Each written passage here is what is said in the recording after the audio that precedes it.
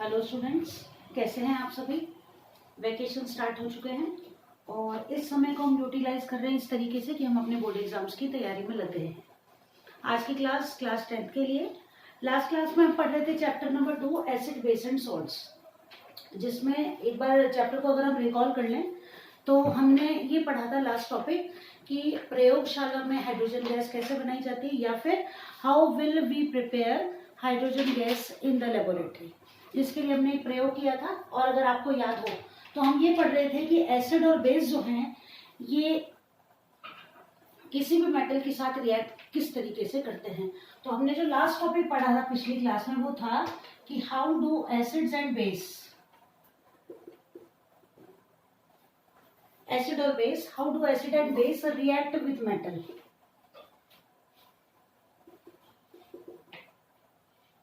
यही last topic पढ़ा था हमने। यानी कि क्या लिख सकते हैं हम कि अम्ल और क्षार किसी धातु से किस प्रकार अभिक्रिया करते हैं। तो हम यहाँ लिख रहे हैं अम्ल और क्षार की अभिक्रिया किसके साथ, अम्ल या क्षार किसी धातु के साथ अगर मिल जाते हैं तो क्या बनाते हैं।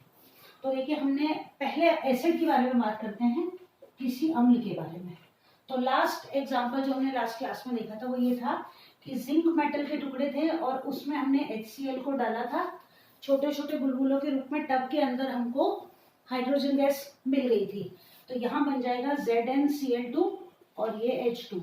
ये मैंने एरो लगाया, एरो का मतलब ये गैस बाहर निकल रही है। ये जिंक क्लोराइड बन गया, ये HCl हाइड्रोक्लोरिक अम्ल है और ये जिंक है। ये प्रयोग हमने करके देखा था। दूसरी बात अब हम करते हैं बेस के लिए। बेस यानी कि क्षार, इसका एग्जाम्पल देखते हैं। तो देखिए NaOH सोडियम हाइड्रोक्साइड, इसका नाम है सोडियम हाइड्रोक्साइड। हिंदी में लिखने चाहे इंग्लिश में एक ही बात है, इसे सोडियम हाइड्रोक्साइड कहा जाएगा। इसकी अभिक्रिया जब हम जिंक के साथ कराते हैं तो बनता है Na2ZnO2 plus H2 gas liberate होती है और ये जो कंपाउंड बना है इसका नाम है सोडियम जिंकेट। Sodium zincate. तो देखिए यहाँ पर हम क्या देख पा रहे हैं, यहाँ हम ये देख रहे हैं कि एसिड हो चाहे बेस हो, अगर वो किसी धातु के साथ अभिक्रिया करता है तो दोनों ही स्थितियों में हाइड्रोजन गैस लिबरेट होती है, चाहे एसिड हो और चाहे बेस हो। यहाँ हमने ये प्रयोगशाला में प्रयोग करके देखा ही था कि HCl को जिंक के ऊपर डालते हैं तो जिंक क्लोराइड और हाइड्रोजन गैस लिबरेट होती है। प्लस हमने ये सीखा था कि हम कैसे पता करें कि लिबरेट होने वाली गैस हाइड्रोजन गैस है। तो देखिए हाइड्रोजन गैस की पहचान तो ये है कि वो पॉप साउंड के साथ, है ना, कि जब भी कहीं हाइड्रोजन गैस लिबरेट हो रही है तो वहां हम जलती हुई सीख, मोमबत्ती या माचिस की तीली ले जाएं तो वो पॉप साउंड के साथ, पटपट की आवाज के साथ जलने लगती है। अब अगर हमें ये पता करना हो कि निकलने वाली गैस ऑक्सीजन गैस है तो कैसे पता चले। तो देखिए जब किसी प्रयोग में ऑक्सीजन गैस लिबरेट हो रही है तो हम पता करने के लिए अगर जलती हुई तीली या मोमबत्ती ले जाते हैं तो वो और तेज जलने लग जाती है, क्योंकि हमें ये मालूम है कि ऑक्सीजन गैस जो होती है ये चीजों को जलने में मदद करती है। अच्छे से लिख लिया होगा, नोट कर लिया होगा आपने। अब हम चलते हैं हमारे चैप्टर के अगले टॉपिक पर, जिसमें हम ये पढ़ेंगे कि मेटल कार्बोनेट्स और मेटल हाइड्रोजन कार्बोनेट्स जो हैं ये एसिड्स के साथ किस तरीके से रिएक्ट करते हैं। क्लियर यहाँ तक? चलते हैं अब आगे।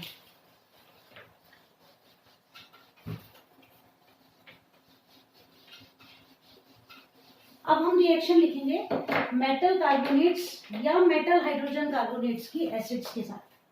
तो अगला हमारा टॉपिक हो गया मेटल कार्बोनेट्स या फिर मेटल हाइड्रोजन कार्बोनेट्स।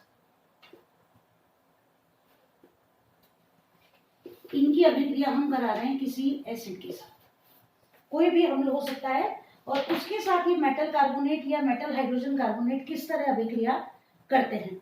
तो सबसे पहली बात तो हम ये नोट कर लें कि बनता क्या है। तो देखिए मेटल कार्बोनेट हो या फिर मेटल हाइड्रोजन कार्बोनेट हो, ये किसी भी एसिड के साथ जब रिएक्ट करता है, हमको जो याद रखना है वो मैं बताती हूँ आपको। तो यहाँ पर बनता है सॉल्ट। सॉल्ट का मतलब ये है लवण बनता है, लवण, है ना। सॉल्ट किसका? कंसर्न, जो यहाँ पर हम केमिकल लेंगे उसका सॉल्ट बनता है, प्लस बनता है वाटर, और प्लस बनती है कार्बन डाइऑक्साइड गैस। हिंदी में हम लिखें यहाँ पर, तो ये हो गया धातु कार्बोनेट,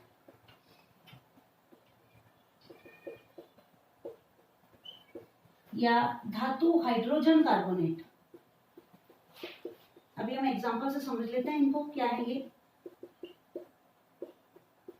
ये अगर किसी अम्ल के साथ अभिक्रिया करते हैं तो इनसे बनता है लवण प्लस CO2 प्लस H2। अब एक एग्जांपल की मदद से इनको समझने का प्रयास करते हैं। देखिए पहली स्थिति NaOH। NaOH क्या है? सोडियम हाइड्रोक्साइड, यानी कि ये है एक कार्बोनेट की बात करें, वो तो हाइड्रोक्साइड हो गया। धातु कार्बोनेट तो Na2CO3, ये हो गया मेटल कार्बोनेट यानी कि धातु कार्बोनेट। इसकी अभिक्रिया हम करा रहे हैं HCl के साथ। ये होगा लिक्विड फेज में, ये होगा सॉलिड यानी कि ठोस अवस्था में, वो होगा लिक्विड अवस्था में। ठीक है, लिक्विड लिख सकते हैं या एक्वस। अब बन क्या रहा है यहाँ पर? देखो हमें क्या बनाना है, ये अम्ल हो गया, ये धातु कार्बोनेट हो गया। लवण बनेगा तो यहाँ बन जाएगा, देखो सोडियम भी 2 है, क्लोरीन भी यहाँ 2 है, ये बन गया 2NaCl। साथ ही साथ इसको बैलेंस भी करते जाते हैं, NaCl बन गया। प्लस क्या बन जाएगा? अब देखो हाइड्रोजन कितने हैं यहाँ? 2 है ना। और क्या बनाना है? H2O, तो H2 और एक ऑक्सीजन यहाँ से आ जाएगा। ये क्लियर? यहाँ क्या बच गया? CO, एक ऑक्सीजन चला गया, 2 ऑक्सीजन बच गए, CO2। तो बन गया लवण, NaCl सॉल्ट है ना, वाटर और CO2।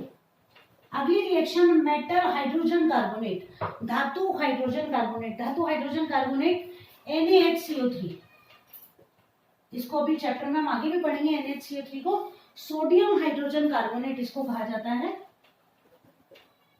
सोडियम हाइड्रोजन, और ये हो गया कार्बोनेट। ठीक है, इसकी रिएक्शन हम करा रहे हैं HCl के साथ। वही क्या बनेगा? सॉल्ट। तो ये रहा Na और ये रहा Cl, NaCl। NaCl बन गया सॉल्ट, और क्या बनेगा साथ में? वाटर और CO2। तो H देखो, एक यहाँ पर है, एक यहाँ पर है, 2 हो गए, एक ऑक्सीजन यहाँ से आ जाएगा, H2O प्लस CO2। हमें याद क्या करना है? हमें ये चीज याद रखनी है कि मेटल कार्बोनेट और मेटल हाइड्रोजन कार्बोनेट किसी भी एसिड के साथ रिएक्ट करके कंसर्न्ड सॉल्ट बनाते हैं। कंसर्न्ड सॉल्ट का मतलब है जो मेटल है ना उसका ही सॉल्ट बनेगा, जो मेटल हम यहाँ काम में ले रहे हैं उसका सॉल्ट बनेगा। और क्या बन जाएगा? वाटर रिलीज होगा, plus carbon dioxide gas liberate होगी, क्योंकि गैस है तो ये तो वातावरण में मुक्त हो जाएगी और सॉल्यूशन के अंदर वाटर का फॉर्मेशन हो जाएगा।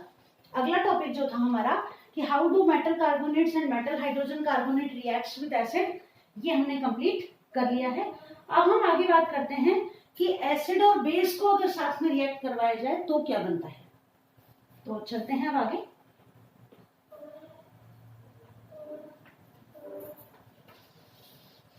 जो कि अब जो हम पढ़ेंगे एक इंपॉर्टेंट रिएक्शन जिससे छोटा क्वेश्चन अधिकतर पूछा जाता है। तो अब हम अगला जो टॉपिक लिख रहे हैं कि acid and base, reaction of acids and base. Acid और बेस की रिएक्शन एक साथ, ठीक है, विद ईच अदर या टुगेदर, कुछ भी लिख दें, विद ईच अदर। ठीक है, एक एग्जांपल ले लेते हैं किसी एसिड का और किसी बेस का। चलो, ये हो गया एक base NaOH, that is sodium hydroxide. ले लिया हमने सोडियम हाइड्रोक्साइड, और इसको रिएक्ट कराया किसी एसिड से, ये रहा HCl यानी कि हाइड्रोक्लोरिक एसिड। अब क्या होगा? देखो, ये आपने अगर याद हो आपको तो आपने 8th क्लास में भी पढ़ा है कि ये देखो, है ना, क्या बन गया? H2O और क्या बच गया? NaCl। तो बन क्या गया? NaCl plus H2O। यानी हमने क्या देखा कि base plus acid equals to salt plus water, यानी कि अम्ल और क्षार अभिक्रिया करके क्या बना रहे हैं, लवण और जल बना रहे हैं। और ये जो अभिक्रिया है इसका एक स्पेसिफिक नाम है, अगर आपको याद हो तो this reaction is known as neutralisation reaction. Neutralization reaction, Hindi में इसको कहा जाता है उदासीनीकरण अभिक्रिया। उदासीनीकरण अभिक्रिया, अब समझ लें इसको, ये है क्या। तो न्यूट्रलाइजेशन रिएक्शन को क्या कहेंगे हम कि when a acid and base react with each other they loss their properties and form salt and water, यानी कि जब किसी अम्ल और क्षार को मिलाया जाता है तो दोनों ही अपने गुणों का त्याग कर देते हैं और लवण और जल बनाते हैं। और इसे क्या कहा जाता है, इसे कहा जाता है उदासीनीकरण अभिक्रिया या फिर न्यूट्रलाइजेशन रिएक्शन। लिखे, इसको डिफाइन कर लें। तो देखो न्यूट्रलाइजेशन रिएक्शन को लिखते हैं acid and base react with each other to form salt and water.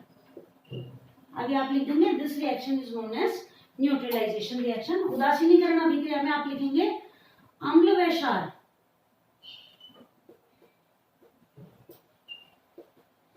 आपस में अभिक्रिया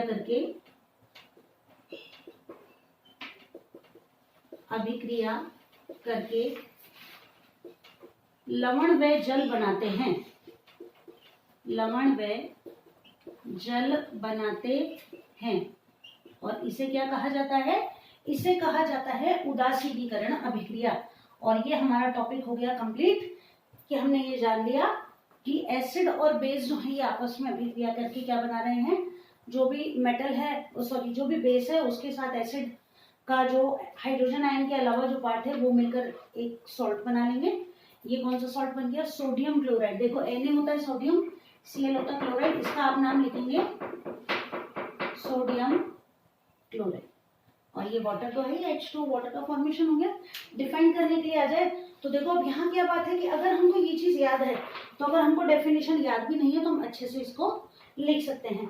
तो हर चीज रटने से याद नहीं होगी, अगर आपने समझ रखी है तो आप आराम से इसको डिफाइन कर सकते हैं। चलते हैं अब आगे अगले टॉपिक पर, और वो है reaction of metallic oxides with acid.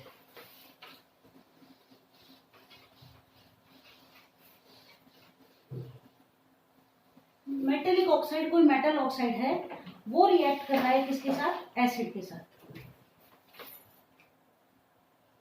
Metallic oxide, इसकी रिएक्शन हम करा रहे हैं किसी एसिड के साथ। हिंदी में हम क्या लिखेंगे, मेटेलिक ऑक्साइड यानी कि धात्विक ऑक्साइड की अभिक्रिया किसके साथ, अम्ल के साथ।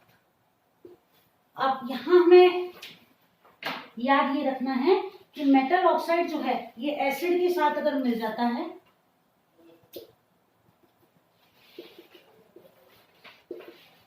ठीक है, मेटल ऑक्साइड जो है ये एसिड के साथ अगर मिल जाता है तो ये बनाता है सॉल्ट और वाटर। वही उदासीनीकरण अभिक्रिया की तरह हो गया, इससे भी फॉर्मेशन हो रहा है सॉल्ट और वाटर का। इसमें इतना याद करना है हमको। चलिए आगे बढ़ते हैं हम कि एसिड और बेस जो होते हैं ना, इनके बारे में जानते हैं कि एसिड, मान लीजिए कि एसिड में क्या क्या प्रॉपर्टीज होती हैं। सबसे पहले हम ये जाने कि अब अगला जो टॉपिक आएगा हमारा वो आएगा एसिड्स और बेस के बारे में। सबसे पहली चीज जो हम जाने वो हम जानते हैं एसिड्स के बारे में कि एसिड जो होते हैं इनके अंदर भाई कॉमन जो चीजें थी वो तो हम जान गए कि कॉमन एसिड जो होते हैं स्वाद में खट्टे होते हैं, ब्लू लिटमस को रेड कर देते हैं, ठीक है, इंडिकेटर्स होते हैं, ये सब हमने चैप्टर के शुरू में पढ़ लिया, एसिड्स के गुण हमने पढ़ लिए। अब कुछ केमिस्ट्री के अकॉर्डिंग एसिड्स के अंदर कुछ और ऐसी कोई केमिकल प्रॉपर्टी जो रह गई है उनको और हम पढ़ते हैं। तो हम ये देखते हैं सबसे पहले कि एसिड्स जो है ना या अम्ल जो है इनके अंदर कुछ स्पेसिफिक गुण जो हैं वो कौन कौन से हैं। और इसको जानने के लिए क्या किया गया है, आपकी बुक में भी है, देखो ये एक बीकर ले लिया गया है, ठीक है। इस बीकर के अंदर नीचे एक कोई स्टैंड लकड़ी का या प्लास्टिक का इस तरीके से रख दिया गया है। इसके अंदर छेद करके यहाँ 2 कीले फिट कर दी गई हैं। अब ये जो कीले हैं ना, इनके एक सिरे को तो जोड़ दिया है एक 6 वोल्ट की बैटरी से। डायग्राम थोड़ा सा रफ सा बना लेते हैं अपन, ठीक है। यहाँ एक बल्ब जोड़ दिया है और यहाँ ये एक स्विच जोड़ दिया गया है, और ये जो है ये आकर जुड़ रहा है यहाँ से, ठीक है। यहीं से आएगा क्योंकि ये तो बंद है, खोलेगा तो यहाँ से भीतर, ठीक है। ये हमने स्विच जोड़ दिया, क्लियर है। कॉमन सा एक डायग्राम हमने बना लिया केवल प्रयोग को समझने के लिए। अब हम क्या करें, ये प्लस ये माइनस है। अब क्या होगा कि अगर इलेक्ट्रिसिटी पास होती है तो ये बल्ब जलना चाहिए। अब क्या किया जाता है कि ये जो बीकर है इसके अंदर सॉल्यूशंस को चेंज किया जाता है। सबसे पहले क्या किया जाता है कि इसके अंदर हम डालते हैं ग्लूकोज। ग्लूकोज भर देते हैं यहां तक, अप टू द मार्क। यहां तक जब हम ग्लूकोज भर देते हैं तो क्या होगा कि जो सेल से जुड़ा हुआ है, मान लीजिए 6 वोल्ट 5 वोल्ट जितने भी वोल्ट की बैटरी है, ये जुड़ा हुआ है, इसका मतलब इसके अंदर इलेक्ट्रिसिटी कंडक्ट हो रही है। लेकिन इलेक्ट्रिसिटी कंडक्ट कब होगी, देखिए कि ये जो दोनों वायर है ना जुड़े हुए हैं, अब इसके अंदर जब हम क्या कर रहे हैं, ग्लूकोज को भर रहे हैं, तो क्या होगा, ये बल्ब नहीं जलेगा। अल्कोहल को भर दें ग्लूकोज के बाद तो भी ये बल्ब नहीं जलता। लेकिन तीसरी कंडीशन में हम क्या करते हैं कि इसके अंदर किसी एसिड को भर दिया जाता है। एसिड कोई भी एक एसिड ले लेते हैं, मान लीजिए HCl को भर दिया, नींबू का रस डाल दिया, कुछ भी ले लिया, और हम ये देखते हैं कि HCl को डालने के कुछ देर बाद ही ये बल्ब जो है ये जल जाता है। तो अब क्या रीजन है कि ग्लूकोज और अल्कोहल को डालने पर तो बल्ब नहीं जलता है और एसिड को डालने पर बल्ब जल जाता है। तो यहाँ हमें ये पता चला कि एसिड जो होते हैं ना, ये क्या करते हैं, ये इलेक्ट्रिसिटी के कंडक्टर होते हैं। अब इलेक्ट्रिसिटी के कंडक्टर इसलिए होते हैं कि जब हम इस HCl को डालते हैं तो ये HCl जो है ये टूट जाता है H+ आयन और Cl- आयंस में, और ये जो आयन होते हैं ये करंट को फ्लो करने में, ये आयंस में टूट जाता है, और आयंस के फ्लो होने के कारण इलेक्ट्रिसिटी क्या है, आयंस का फ्लो ही तो है। अब जब ये आयंस में टूट जाएगा तो क्या होगा, ये इलेक्ट्रिसिटी को एक जगह से दूसरी जगह पहुंचाने में मदद करेगा। तो पहली बात जो हमें पता चली वो हमें ये पता चली कि जो एसिड्स है ना ये इलेक्ट्रिसिटी को कंडक्ट कर सकते हैं, ठीक है। एक और बात कि एसिड्स जो होते हैं, पहली बात जो हम पढ़ चुके हैं कि एसिड्स जो हैं ये किसी मेटल के साथ जब रिएक्ट कर रहे हैं तो क्या करते हैं, हाइड्रोजन गैस को लिबरेट करते हैं, ये हम पढ़ चुके हैं ना। दूसरी बात हमने क्या पढ़ी कि एसिड जो होते हैं ये क्या करते हैं,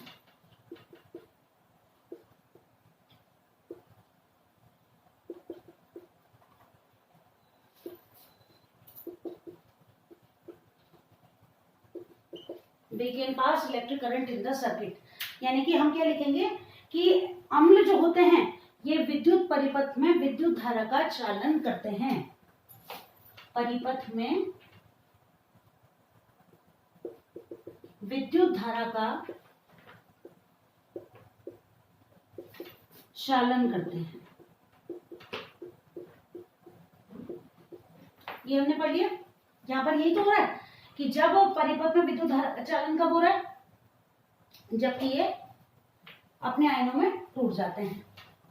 तीसरी बात, इनके अंदर एनायन और कैटायन दोनों होते हैं। देखो HCl है, इससे बना H+ आयन और Cl- आयन, यानी कि अम्लों के अंदर एक तो H+ आयन होता है जिस पर पॉजिटिव, इसे तो कहा जाता है कैटायन या ऋणायन, और ये है एनायन या धनायन, सॉरी है ना, ये तो है धनायन कैटायन और ये है ऋणायन या एनायन, ठीक। अब सभी जो एसिड्स होते हैं उनके अंदर एक पॉजिटिव और एक नेगेटिव होता ही है। जैसे CH3COOH, तो इसके अंदर है CH3COO- और H+। तो सभी जो एसिड्स हैं उनके अंदर H+ आयंस पाए जाते हैं। ये कुछ कॉमन चीजें जो कि एसिड्स के अंदर पाई जाती हैं। अब हम पढ़ते हैं बेस के बारे में।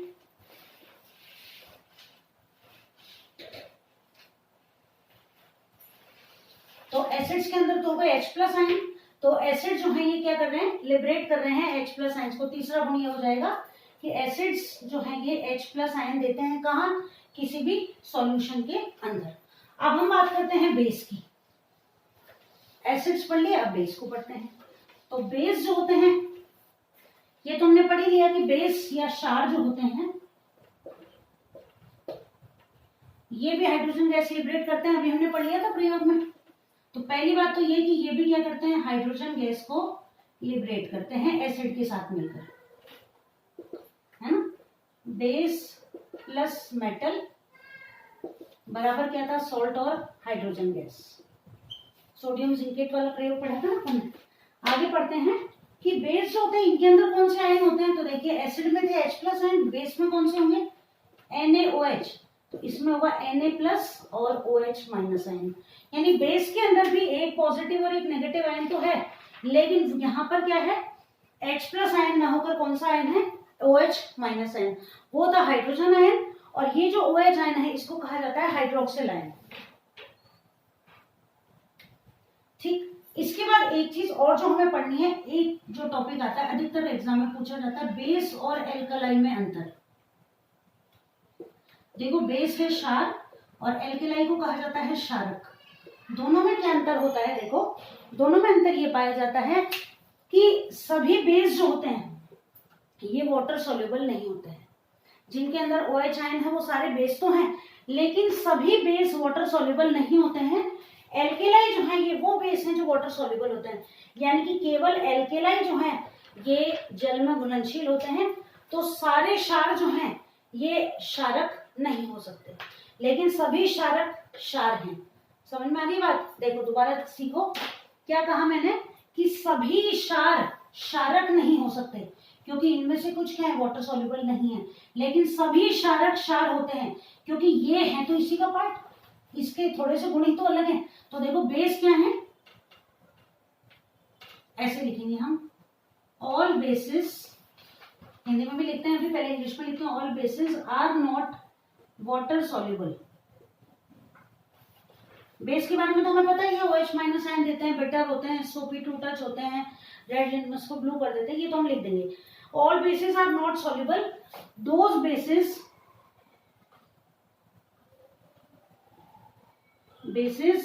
which are water soluble are called alkali। Clear है, केवल वही होंगे एल्केलाई जो कि पानी में घुल सकेंगे। तो हम क्या लिखेंगे हिंदी में, अगर हम लिखें तो सभी क्षार जल में घुलनशील नहीं होते हैं,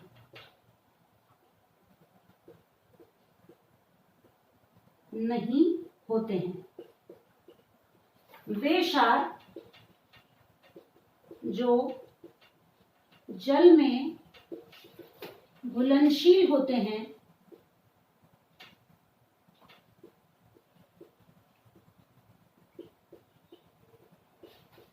उन्हें क्षारक कहा जाता है।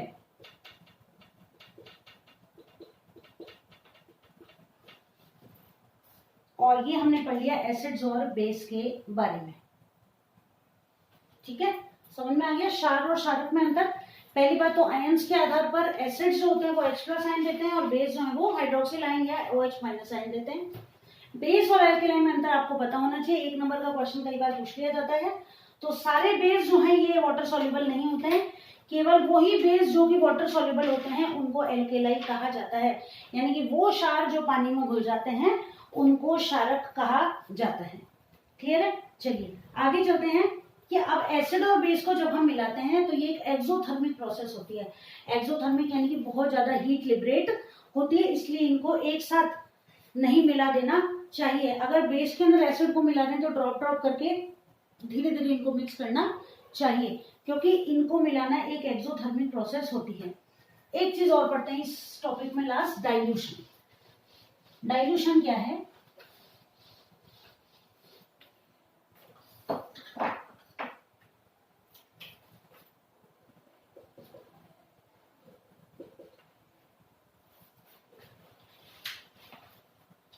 डाइल्यूशन या तनुकरण, हिंदी में इसको कहते हैं तनुकरण। एक कॉमन एग्जांपल से समझें कि मान लीजिए कि हम खाना खा रहे हैं और सब्जी में हमारी में नमक ज़्यादा हो जाता है, तो क्या करते हैं, तो हम ये करते हैं कि सब्जी में थोड़ा सा पानी वाला जो पार्ट है उसकी मात्रा को बढ़ा देते हैं और सब्जी का नमक एडजस्ट हो जाता है। होता है ना, ऐसा कई बार करते हैं। अब डाइल्यूशन भी कॉमन लैंग्वेज में यही है। होता क्या है कि कोई कंसंट्रेटेड एसिड या बेस होता है। कंसंट्रेटेड एसिड या बेस का मतलब ये है कि जिसके अंदर आयंस की मात्रा ज्यादा होती है। तो किसी भी एसिड या बेस के अंदर अगर हम पानी को मिक्स करें, ठीक है, तो उस एसिड या बेस के जो आयंस हैं उनकी मात्रा तो हो जाती है कम और वाटर मॉलिक्यूल्स की मात्रा बढ़ जाती है, जिसको कहा जाता है डाइल्यूशन या फिर तनुकरण। तो इसको अगर हम डिफाइन करें तो कैसे करेंगे, by mixing an acid or a base with water। क्या किया हमने, किसी एसिड या बेस के अंदर क्या मिक्स कर दिया, वाटर को। Decrease the concentration, the concentration यानी सांद्रता, सांद्रता का मतलब मात्रा, हम कॉमन लैंग्वेज में कह सकते हैं मात्रा। तो decrease the concentration of hydrogen या हाइड्रोक्सिल आयन यानी कि H+ आयंस और OH- ions in the solution, या concentration of these ions per unit volume, प्रति एकांक आयतन के अंदर क्या होगा। मान लीजिए कि इतना सा एरिया था, उसके अंदर पहले 100 मॉलिक्यूल्स थे, पानी मिलाने के बाद मान लो 40 ही रह गए, तो पर यूनिट वॉल्यूम कम हो गया ना। इसको कहा जाता है, this process is known as dilution. ठीक है, तो हिंदी में अगर हम लिखें तो क्या लिखेंगे, किसी अम्ल या क्षार में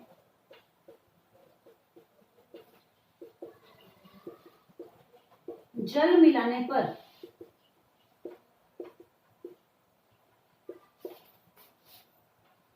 प्रति एकांक आयतन में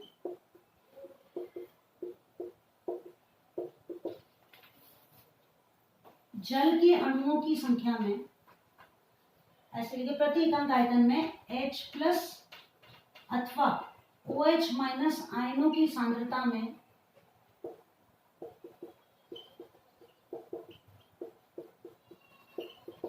कमी आती है, डिक्रीज है ना, कमी आती है, इसे तनुकरण कहा जाता है।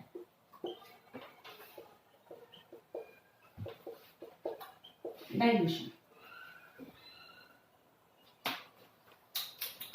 तो दो तरह के सॉल्यूशन होते हैं, देखो, एक होता है, एक तो होता है कंसंट्रेटेड सॉल्यूशन यानी कि सांद्र विलयन, और एक होता है तनु विलयन या डाइल्यूट विलयन। डाइल्यूट आप समझ में आ गया, डाइल्यूट का क्या मतलब है, डाइल्यूट जिसके अंदर हाइड्रोजन या हाइड्रोक्सिल आयंस तो होंगे कम, और कंसंट्रेटेड जिसके अंदर वाटर की मात्रा होगी कम। तो आज इस टॉपिक, इस चैप्टर, इस क्लास में हमने लगभग जितने भी टॉपिक्स थे मेन वो सारे पढ़ लिए। अब अगला जो हमारा पार्ट बचा है वो बचा है, हम पढ़ेंगे अगला जो टॉपिक है उसके अंदर हम पढ़ेंगे पीएच वैल्यू के बारे में, यानी कि एसिड और बेस जो सॉल्यूशंस होते हैं उनको, वो कितनी स्ट्रॉन्ग है, किस तरह से हमारे जीवन को प्रभावित करते हैं, कि कौन सा एसिड कहाँ काम आता है, हमारे जीवन में कहाँ कहाँ ये एसिड काम आते हैं, और कुछ कॉमन सॉल्ट्स के बारे में पढ़ेंगे जो कि इम्पोर्टेंट हैं। आज की क्लास आपके लिए अच्छी रही होगी। अगर अच्छे से आप पढ़ लेंगे इनको तो रटने की फिर कहीं जरूरत नहीं है। अच्छे से आपको अगर समझ में आ गए तो आपको दोबारा बस एक बार रिवाइज करना पड़ेगा, ज्यादा मुश्किल नहीं रहेगा आपके लिए। ठीक है, तो जल्दी मिलते हैं अगली क्लास में। कोशिश करेंगे कि अगली क्लास में हम इस चैप्टर को कंप्लीट कर दें।